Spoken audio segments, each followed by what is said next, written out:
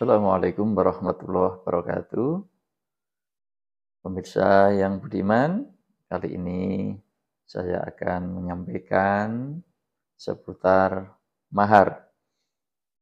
Nah, topik mahar kali ini kita akan membicarakan tentang sebaik-baik mahar itu yang seperti apa. Nah, kita akan mengutip satu hadis, khairus sodak aisaruhu. Sebaik-baik mahar atau sodak itu adalah yang paling mudah. Mudah bisa dimaknai sederhana atau murah atau tidak mesti murah sesuai kemampuan. Yang penting calon suami itu merasa mudah, tidak merasa sulit, apalagi dipersulit. Dalam hadis lain dijelaskan, inna min yumnil mar'ah taisira khidbatiha wa taisira sodaqiha wa taisira rahimaha. Diriwayatkan oleh Imam Ahmad. Di antara tanda wanita pembawa berkah adalah yang pertama mudah meminangnya. Yang kedua mudah dalam hal maharnya. Yang ketiga adalah mudah mendapatkan keturunan atau melahirkan atau subur katakanlah. Jadi 3 ciri wanita pembawa keberkahan, artinya recommended untuk diperistri, itu cirinya yang pertama, sejak dipinang saja sudah mudah. Yang kedua, urusan mas kawin atau mahar tidak berbelit-belit. Yang ketiga, mudah hamil, mudah melahirkan atau subur peranakannya. Itu ciri wanita yang recommended untuk dinikahi.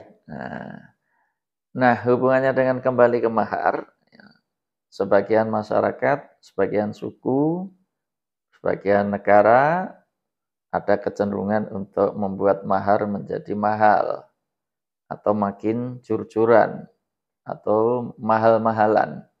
Ini sebenarnya kurang sejalan, kurang sesuai dengan tuntunan sunnah Nabi kita.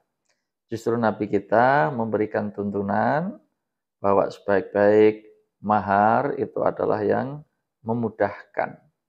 Sebenarnya juga tidak mesti diartikan harus ngirit atau murah, tetapi lebih sebagai tidak menyulitkan. Artinya, bagi kaum berada atau calon suami yang mampu, seandainya dia memberikan mahar yang mahal misalnya, atau untuk ukuran orang lain mungkin itu mewah atau mahal, tapi sepanjang dia itu bisa memberikan itu dengan mudah, artinya tidak harus ngoyo, tidak harus memberat-beratkan diri, tidak harus pinjam sana-sini, termasuk tidak merepotkan keluarganya, sebenarnya juga tidak masalah.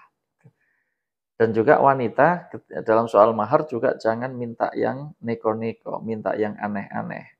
Apalagi pakai ngancam misalnya. Kalau tidak mau berarti kamu tidak cinta aku.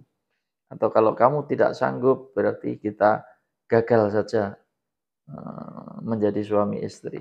Nah, biasanya kalau awal perkawinan sudah macam-macam neko-neko, membuat syarat yang aneh-aneh, nah, tadi ya, ciri atau tanda keberkahan itu bisa jadi akan terangkat atau akan tercabut gitu. Maka dari itu, karena nikah adalah sangat dianjurkan dalam agama, sudah sewajarnya, sudah sepantasnya kita semua, entah itu posisi kita sebagai orang tua, atau sebagai anak, atau yang akan menjalani, maka jangan mempersulit, termasuk mempersulit diri sendiri, mempersulit orang lain. Di antaranya bentuk penyulitan itu adalah minta mahar yang terlalu memberatkan keluarga pihak suami. Nah, kalau kita mau cermati sebenarnya ya, biaya nikah yang mahal termasuk di situ adalah mahar, juga biaya-biaya nikah yang lain, pesta yang cenderung mewah itu bisa memberikan efek negatif ya untuk masyarakat ya. Jadi kalau minta mahar atau biaya nikah terlalu mahal, terlalu tinggi, bisa mendatangkan efek negatif. Misalnya apa? Nah, yang pertama tadi kita yakin, kita percaya bahwa Kalau kita sudah di awal mempersulit orang, membuat orang susah, kita yakin bahwa keberkahan dari perkawinan itu jangan-jangan tidak ada atau dicabut gitu. Makanya nyun sewu kita kadang-kadang bisa mengamati. Ada diberitakan misalnya seorang artis terkenal, biaya pernikahannya sangat wah, sangat wow gitu ya. Kadang di hotel bintang 5, ya, gaun pengantinnya ratusan juta, tamunya yang hadir ribuan, souvenirnya wah sangat-sangat menyilaukan. Tapi maaf-maaf kadang-kadang dalam hitungan berapa bulan kita sudah mendengar kabar bahwa pasangan artis tadi sudah bercerai atau sudah pisah ranjang atau baru saja terlibat KDRT dan yang sejenisnya itu. Ya, jangan-jangan atau bisa jadi itu indikator ya. Jadi yang mewah-mewah tadi itu mengakibatkan keberkahannya itu dicabut, apalagi kalau mewahnya itu setengah dipaksakan gitu ya. Yang kedua, dampak negatifnya bisa jadi tadi membuat pernikahan menjadi terhambat, hanya tidak lancar, tidak mudah ya. Yang berikutnya bisa mengakibatkan usia nikah orang menjadi tertunda atau makin tua ya. Dan itu bisa terbukti di beberapa negara Timur Tengah ya. Orang menikah rata-rata ada yang usianya 28 tahun, 29, 30 tahun baru bisa menikah. Laki perempuan kalau di rata-rata. Itu. Tapi di negara kita di Indonesia karena mahar termasuk secara umum khususnya di Jawa itu mudah dan murah. Nah, rata-rata di Indonesia kita buka Wikipedia tadi orang menikah rata-rata kalau laki perempuan di rata-rata 22 tahun. Laki-laki 24, perempuan 20. Nah, ini salah satu dampak saya kira ya, karena di Indonesia secara umum mahar cukup mudah, apalagi di Jawa, apalagi di Jawa Tengah, Jawa Timur. Nah, itu cukup mudah, cukup murah itu. Berikutnya, kalau tuntutan mahar terlalu tinggi bisa membuat suami dan keluarga suami minimal kurang simpati. Ya, walaupun awalnya mungkin cinta banget atau istrinya sangat cantik, tapi minimal bisa mengurangi simpati. Nah, seiring dengan waktu, ketika suami mulai kecewa atau rasa cintanya berkurang, bisa jadi suami juga bisa ngungkit-ngungkit, ngundat-ngundat, ya. Atau ada pikiran untuk minta sebagian, itu. Nah, dampak negatif berikutnya lebih parah lagi, kalau suami kepikiran ingin mencerai, tetapi biar istrinya yang gugat cerai. Caranya bagaimana?